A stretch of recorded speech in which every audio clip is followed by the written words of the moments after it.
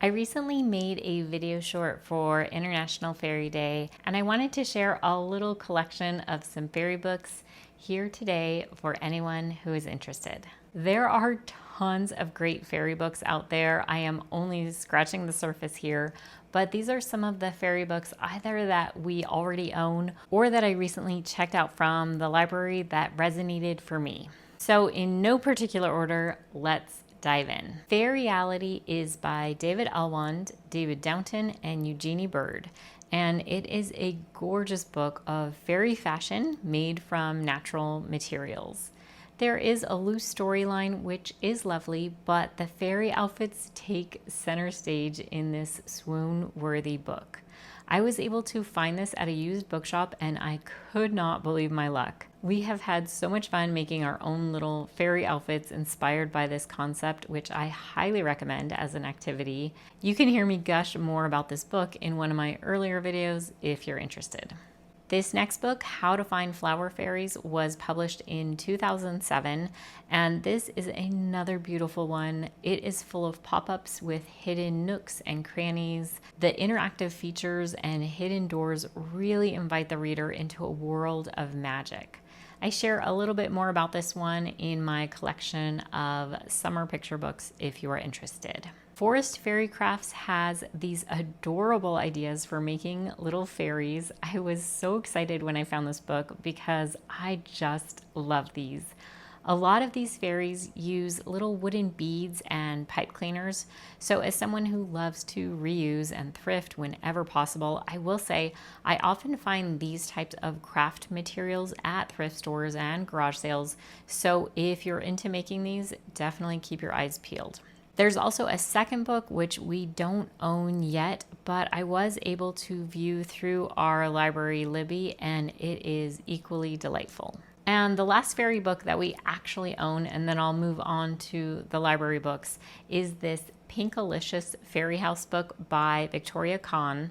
I know that not everyone is on the Pinkalicious train, and actually this is the only one I've ever read or seen, but somebody gifted this to our daughter many years ago along with this amazing fairy house, and I think the book is just really sweet.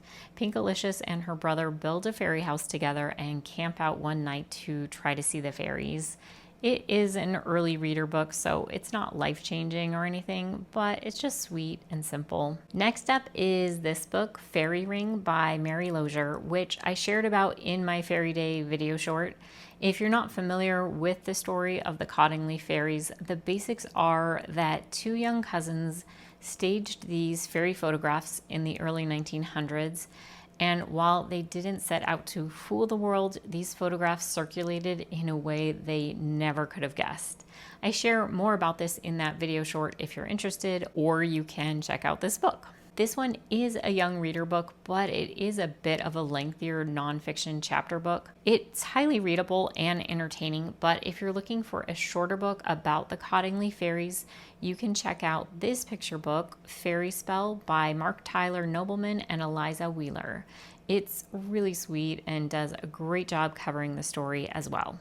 And a fun activity after learning about these fairies is maybe to stage some of your own fairy photographs out in nature. Next up from the library is this book, Backyard Fairies by Phoebe Wall, published in 2018. I have been a fan of Phoebe's art for years, back from when I got this print from her shop. So I was very excited to find this picture book. In this short and sweet rhyming text, a child keeps discovering evidence of fairies nearby without ever actually getting to catch a glimpse of them. Meanwhile, we, the readers, see Phoebe's whimsical, folksy fairies frolicking just out of the child's sight. Then, of course, what would a collection of fairy books be without some fairy houses? So first up is this one, Fairy Houses All Year by Liza Gardner Walsh. This one is geared towards children building fairy houses out in nature. The author helps the reader tune into what they might notice that time of year and what natural supplies might be available. The photos and ideas are interspersed with poems and projects like candied violets and dandelion chains. I love that the emphasis is on enjoying all the seasons and what they have to offer and remaining respectful of our natural surroundings.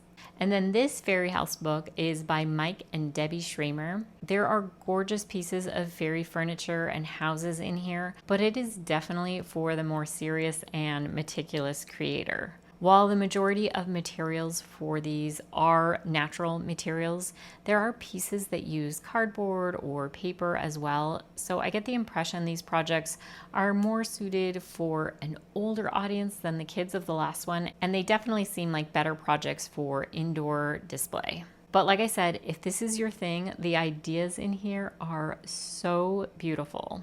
Writer Susie Spickle and illustrator Renya Metalinu teamed up and published 2 books in 2025, Forest Magic for Kids and The Book of Fairies. And while technically I should probably share more about the latter for this list, our library does not have a copy of it yet, but I'm guessing it is just as lovely as the Forest Magic book, which also includes plenty about fairies. Forest Magic for Kids is full of whimsy and fun while also providing so many hands-on nature activities and observational studies. Whether it's searching for fairy rings or throwing an elfin picnic or stitching a leaf crown, this book is full of outdoor frolicking fun, and I am thinking the Book of Fairies is just as wonderful.